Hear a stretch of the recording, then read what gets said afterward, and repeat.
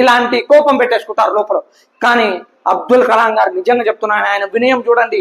అందుకే ఇంత పూర్వం కూడా మీకు చెప్పాను వినయం అంటే ఎలా ఉంటుంది. నిజానికి ఎవరైతే వినయంతో బతారో నిజంగా భగవంతుడు వాళ్ళని ఏదో ఒక స్థాయికి, చాలా గొప్ప స్థాయికి తీసుకెళ్తాడన్న ఉదాహరణకి చాలా మంది ఉన్నారు. నిజంగా చెప్పాలంటే ఒక అబ్రహం లింకన్ గారు ఉన్నారు, అబ్దుల్ కలాం గారు ఉన్నారు, మన ప్రధానమంత్రి నరేంద్ర మోడీ గారు ఉన్నారు. ఇలా ఎంతో మంది జీవిత చరిత్రలు వాళ్ళు వినయంతో ఉన్నారు కాబట్టి అంత గొప్ప స్థాయికి ఎదిగారు. ఇప్పుడు అబ్దుల్ కలాం గారిని ఓదార్చిందంటే వాళ్ళ అమ్మగారు కాసేపు అయ్యాక వాళ్ళ నాన్నగారు అబ్దుల్ కలాం గారిని దగ్గరికి తీసుకొని, ఒరే నాన్న, ఎవరైనా అపరిచిత వ్యక్తి ఏదైనా ఇస్తే మనం ఎప్పుడూ స్వీకరించకూడదు. ఇంకో విషయం చెప్తున్నాను, నా అనుమతి లేకుండా మీరు ఎప్పుడు కూడా ఏ బహుమతి మీరు స్వీకరించడానికి స్వీకరించకూడదు.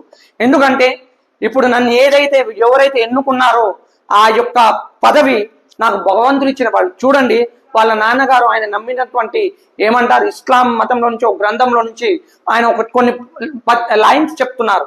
ఏమని చెప్తున్నారంటే, నాన్న, నన్ను నియమించేది ఒక భగవంతుడు, నాకు ఏవైనా అవసరాలున్నా తీర్చేది కూడా భగవంతుడే. అంతేగాని దానికన్నా ఎక్కువ మనం స్వీకరిస్తే నిజానికి అది అక్రమ సంపాదన అవుతుంది. అంటే అక్రమంగా ఏది సంపాదించొద్దని అబ్దుల్ కలాం గారు నాన్నగారు చిన్న వయసులోనే చెప్తున్నారు. అక్రమంగా మనం ఏది సంపాదించొద్దు. నథింగ్ బట్ ఇప్పుడు మీకు తెలుస్తుందిగా, corrupted government, corrupted officers, corrupted officials అని ఎన్ని లేవు, ఎన్ని జరుగుతాయి. రోజుకి మనకి పేపర్లో ఎన్నో పుట్టలు వస్తున్నాయి. సో అందుకని అబ్దుల్ కలాం గారు నాన్నగారు చిన్నగా ఉన్నప్పుడే ఈ పాట చెప్పేశారు. ఏమని చెప్పారు, నాన్న, అవసరానికి మించి మనం ఎక్కువ ఏదైనా స్వీకరిస్తే ఖచ్చితంగా అది అక్రమ సంపాదన అవుతుంది. అక్రమంగా సంపాదించింది మనకొద్దు. భగవంతుడు ఎంత ఇచ్చాడో మనం అందులో తృప్తిపడడం మేలు. అందుకని ఎవరైనా సరే వ్యక్తి వచ్చి మనకి ఏదైనా బహుమతి ఇస్తే స్వీకరించకూడదు. అది చూడండి, ఈ ఒక్క చెంప దెబ్బ ఎంత తీవ్రంగా కొట్టారు వాళ్ళ నాన్నగారు. ఇది జీవితంలో గుర్తుపెట్టుకున్నారు.